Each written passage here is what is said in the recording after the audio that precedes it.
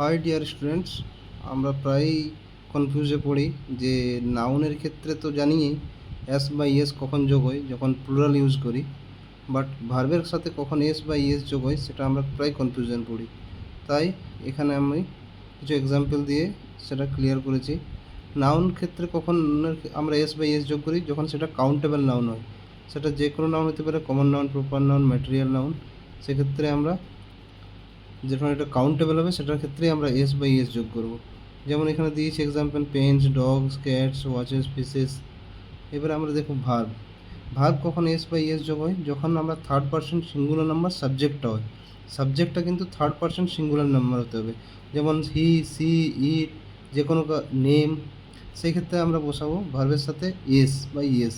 এখানে আমি কিছু এক্সাম্পল দিয়েছি, he plays, she runs, Amit sings.